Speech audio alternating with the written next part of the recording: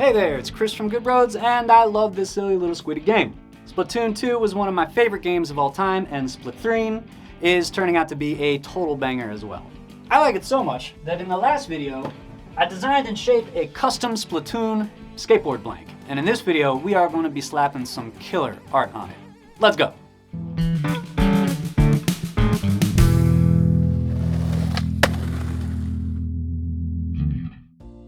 So our deck is looking fresh, and while I'm pretty confident, I don't want to start painting on this thing willy-nilly.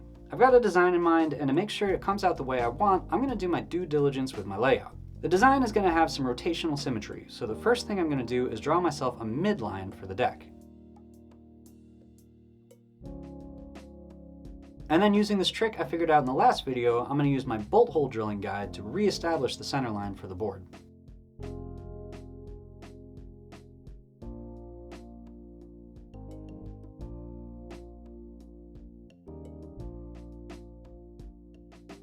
Next, I'm making myself these reference lines at the bottom of the pocket, making sure they're in the same place on both the nose and the tail. And with that, I've established a sort of grid that I can reference to keep my design organized and even. And I could try drawing these characters from memory, but you know what would be better? Reference images. I snagged some art of our squid and octo buddies off of Google, and I printed them out. And then I started painting, right? No, not on your life. No, I'm going to sketch out all the major components ahead of time so I know the full composition of the design works well before committing anything to ink.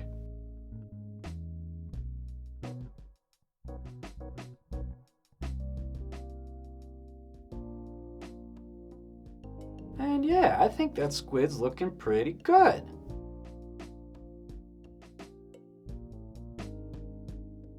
Next, I want to try to mirror the weight and flow of the squid's posture and positioning with my octopus.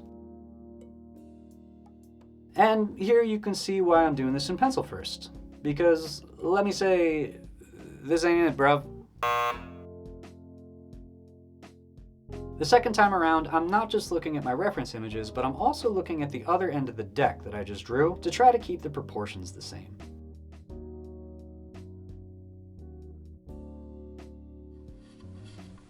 And I think this time it came out much better.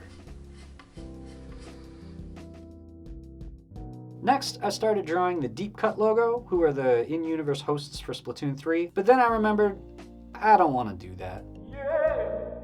See, the deck is supposed to be rotationally symmetrical, but that logo has 3 arms to it, and for some reason, having the 3-pronged look in the middle of my 2-sided deck just wasn't working for me. So, Anarchist Inky Team Rocket is blasting off again, and I'm gonna come up with something else. Instead, I'm going to use the iconographic representations of the Inkling and Octolings. I grabbed another set of reference images and popped our little guys down.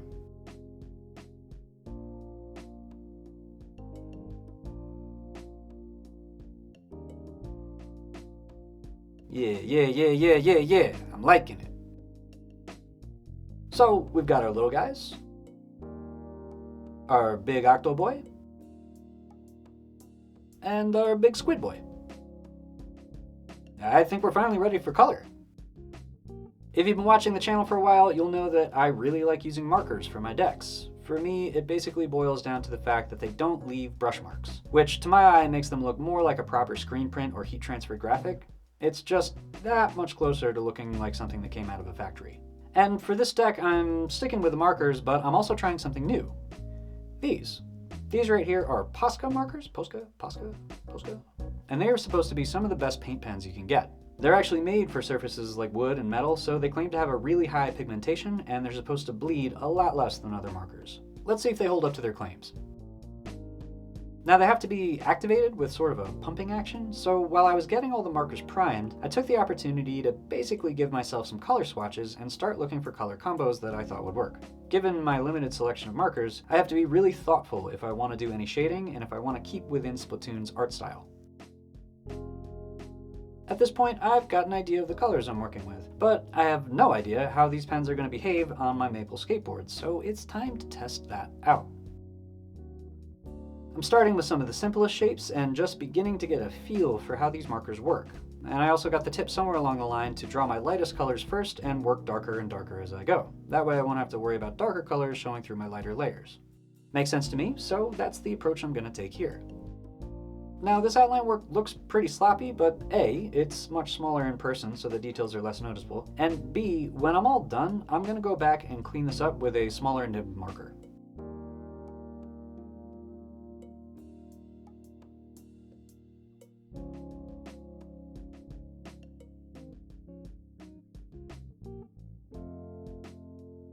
With the tiny boys done, it was time to break out the big guns. There were a couple places in the design where I was able to use these larger markers to bulk in color, which saved me a ton of time and also saved the ink in the smaller markers.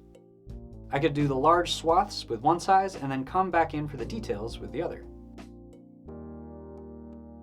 Through this whole project, I'm being careful to make sure that the paint is fully dry in whatever area I'm working on before adding the next color. This meant quite a bit of waiting around, but I was able to get through the whole project without any smears. And it really wasn't that bad. These inks are basically acrylic paint, and the dry time is really quick. Look at those cute little guys! Now for the big boys, and I actually want to give them some dimensionality and shading. And just like for the shapes of the characters themselves, I went in and sketched the different zones of color ahead of time. This really helped me make sure I was getting my lighting right, and I basically ended up with a sort of DIY paint by numbers. And with that prep work done, I can start the many, many hours of scribbling.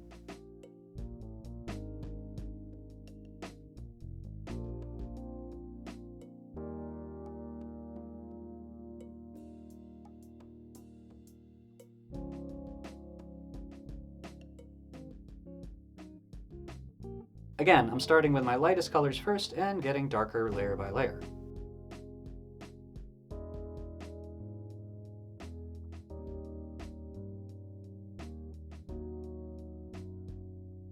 You might have noticed that I'm doing this scribbly, sort of rough treatment at the edges between my shadow lines. A lot of the official illustrations from the game have this sort of oil pastel craypa treatment to it. With the markers I'm using, I can't get a smooth gradient to match the rendered art. But I can try to mimic this rough, sort of chalky texture. So that's what I'm doing here. I think it helps my art align better with the Splatoon look, and it's just way more visually interesting to boot. And yeah, at this point it was just hours of coloring, waiting for ink to dry, and more coloring.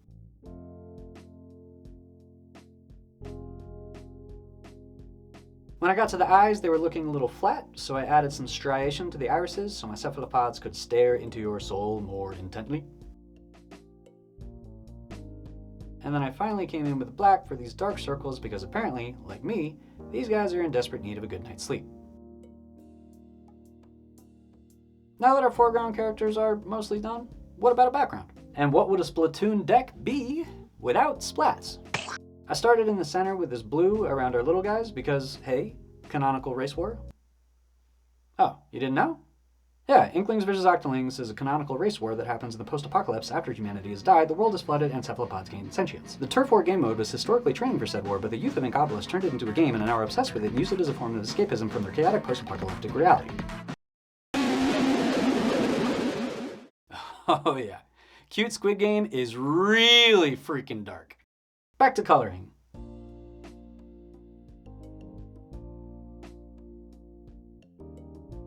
I added more splats to the background in the respective contrast colors to the two large characters. And the last thing to do is outline the big boys to better set them apart from the background.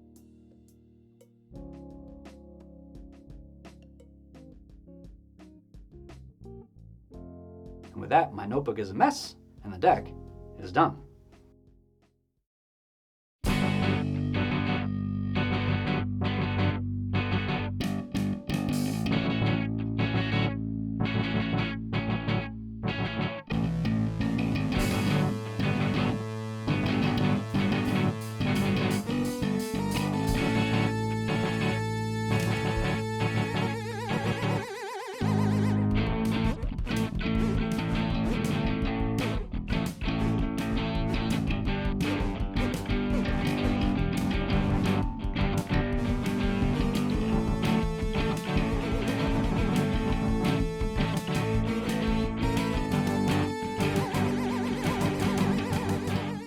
I am so thrilled with how this deck came out. At a final tally of over 18 hours of scribbling, this is by far the most intricate piece of deck art I've ever made. And that's just the art. That doesn't even include the time that went into making the deck itself. And I've got a double whammy of additional cool news. This is going to be the first Good Roads deck ever available to the public, and it's going to be for charity. See, I didn't spend all this time making a cute squiddy deck for nothing. Although I probably would do that. No, I made this board and submitted it to be part of the prize pool for this year's Awesome Games Done Quick speedrunning marathon. And it was accepted. If you don't know, AGDQ is a week-long, 24-hour speedrunning marathon that raises literally millions of dollars for charity.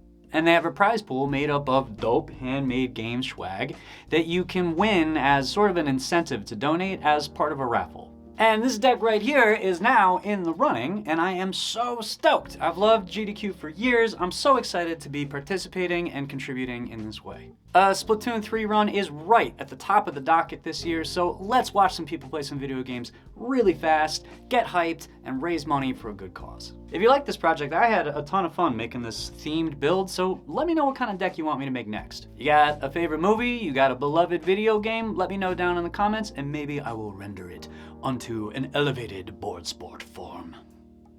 Otherwise, that's going to be it for this one. If you want to see more awesome DIY board sport stuff, just go ahead and subscribe. If you want to support the channel, check out the shop or the Patreon. There are links for both of those down below.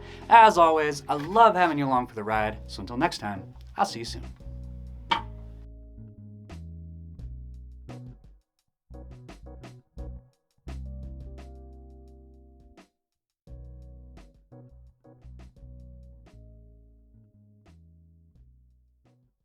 Give me a tri-slasher with bombs, you cowards.